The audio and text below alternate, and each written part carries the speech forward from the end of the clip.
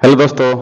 आज आप लोग के लिए एक नोटिफिकेशन निकला हुआ है। एक नोटिफिकेशन 8 तारीख को निकला था, लेकिन आज हम वीडियो बना रहे हैं, यानी कि बीएसएससी बोले तो 10th+2 इंटर स्तरीय लेवल का यानी कि पद है। इसमें चार या पांच प्रकार का पद है, यानी कि देखिए इसका प्रोसेस क्या है, क्वालिफाई किस तरह करेंगे, ज्वाइनिंग कब होगा, यानी कि पूरा फुल डिटेल में समझेंगे। क्या क्या डॉक्यूमेंट लग रहा है अप्लाई करने वक्त, अप्लाई उसके बाद डॉक्यूमेंट वेरिफिकेशन में क्या क्या डॉक्यूमेंट लगेगा, एज लिमिट क्या है, एग्जाम फी कितना लग रहा है, पद कितना है, पद क्या क्या है, क्या काम करना पड़ेगा इसमें, आइए सबको जानकारी से बारी बारी से देखते हैं।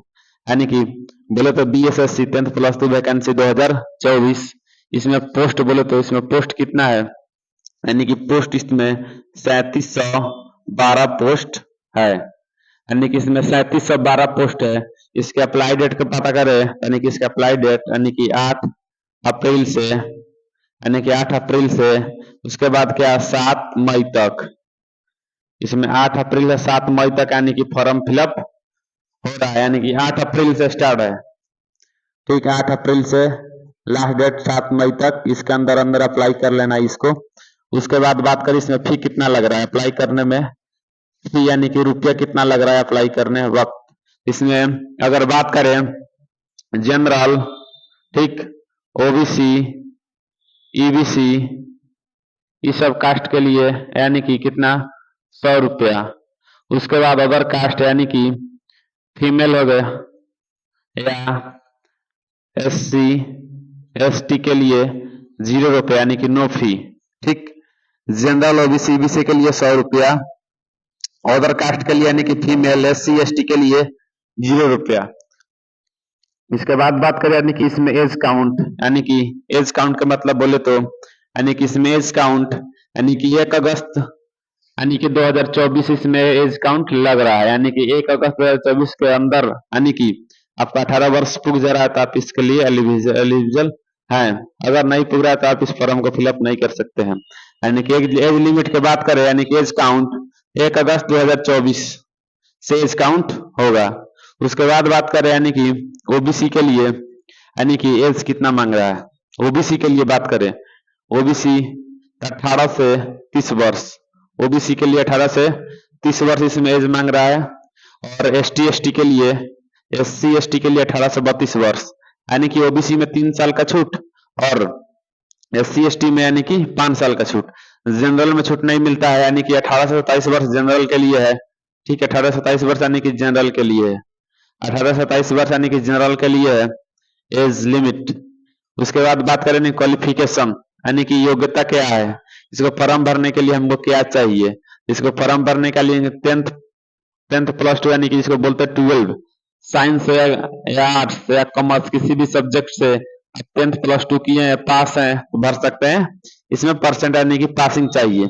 उसके बाद बात करें इसका एग्जाम कब होगा, इसका एग्जाम डेट बात करें, इसका एग्जाम जून या जुलाई में, यानी कि सेकेंड वीक यानी कि जून के लास्ट मंथ, यानी कि ना तो जुलाई में, यानी कि इसका अंदर अंदर एग्जाम हो जाएगा। ठीक, एग्जाम डेट हो गया। उसके बाद अगर बोले करेक्शन डेट, यानी कि सुधार के लिए अगर आप फॉर्म भरते हैं तो उसमें नाम पता या डेट ऑफ बर्थ या कोई भी एड्रेस अगर गलती हो जा रहा है, यानी कि पिता का नाम या मदर नेम या कुछ भी आपका स्टूडेंट नेम कुछ भी अगर मान रहे अगर गलत हो जाता है, उसके लिए एक करेक्शन डेट आता है।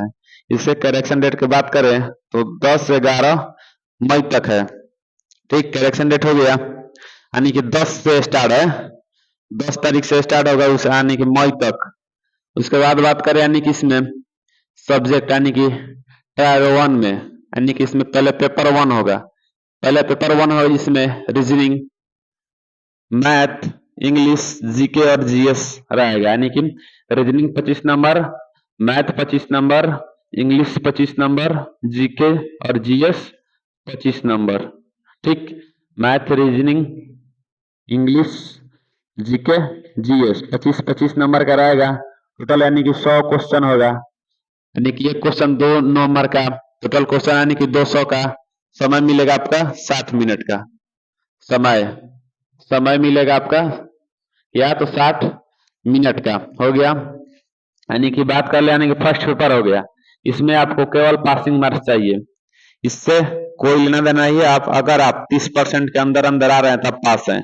इसके बाद होगा यानी कि पेपर 2, जिसको फेज यानी कि सिलेक्शन 1 और सिलेक्शन 2 यानी कि इसको बांट दिया गया। ठीक है, अगर आप एग्जाम दीजिएगा तो अगर ये दे लेने के बाद फिर ये यानी पोर्टल पर खुलेगा, यानी कि सीबीटी एग्जाम होता है, 2 होगा उसमें एग्जाम, यानी कि सेक्शन 1 और सेक्शन 2, और 2 और 3 ये तो हो गया 1, यानी कि इसमें केवल चाहिए पासिंग, आपको पास हो जाना है। अगर इसमें पास हो जाएगा तो इस एग्जाम को दीजिएगा, अगर इसमें फेल होते हैं तो इस एग्जाम के लिए आप एलिजिबल नहीं है। यानी कि सेक्शन 2 सेक्शन 3, ठीक। सेक्शन 2 में बात करें, यानी कि सेक्शन 2 में बात करें तो आपका क्या है, मैथ रीजनिंग 30-30 नंबर का है सब्जेक्ट। उसके बाद इसमें 30 और 30 जोड़कर 60 होता है, यानी कि एक क्वेश्चन 3 नंबर का 180 मार्क्स का एग्जाम होगा। इसमें समय मिलेगा आपका 1 आवर्स, यानी कि 1 घंटा। ठीक, उसके बाद होगा फिर एग्जाम, यानी कि इंग्लिश 40 और जीके जीएस मिलाकर 20, यानी कि टोटल 60। एक क्वेश्चन 3 नंबर का, यानी कि 60 गुने यानी कि 3 बराबर क्या होता है, यानी कि 180, यानी कि 180 मार्क्स का, समय भी 1 आवर्स का। ठीक, समय भी 1 आवर्स का, ये हो गया यानी कि सेक्शन 2। अब बात करते हैं सेक्शन, इसमें नेगेटिव है, इसमें नेगेटिव नहीं है, इसमें नेगेटिव है, नहीं सॉरी इसमें नेगेटिव है, इसमें भी नेगेटिव है, यानी कि 0.5 का, इसमें 0.5 का नेगेटिव है, इसमें भी, यानी कि 1 में भी नेगेटिव है 0.5 का, यानी कि दोनों में फेज 1 और फेज 2 में भी नेगेटिव है।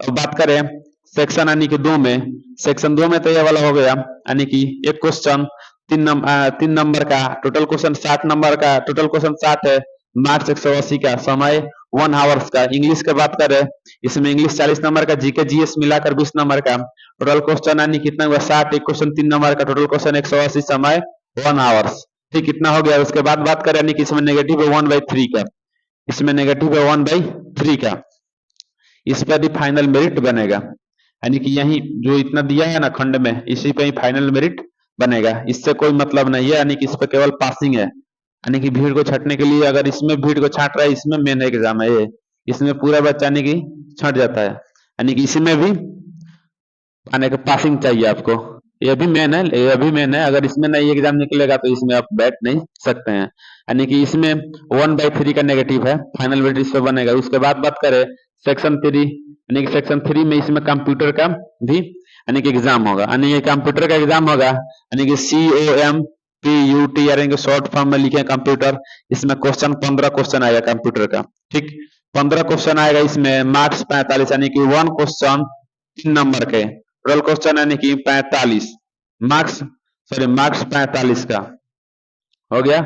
इसमें समय मिलेगा 15 मिनट का, यानी कि एक क्वेश्चन 1 मिनट में आपको बनाना है, टोटल क्वेश्चन 15 मिनट में बनाना है। एक क्वेश्चन 3 नंबर का रहेगा, टोटल 45 मार्क्स का आपका इसमें एग्जाम होगा। ठीक, ये सब हो गया, एग्जाम डेट भी हो गया, अप्लाई अदर कास्ट के लिए, एज के लिए भी, OBC general qualification, exam date, correction date, ये सब हो गया, बाकी सब हो गया। यानी कि इसमें बात करें, यानी इसमें पद कौन कौन सा होगा, यानी कि इसमें बात करें तो पद आपका होगा, यहाँ पे अगर लिख देते हैं, यानी कि पद आपका होगा क्या क्या, क्लर्क होगा, क्लर्क होगा, ठीक, क्लर्क होगा। उसके बाद सचिवालय असिस्टेंट, यानी कि सचिवालय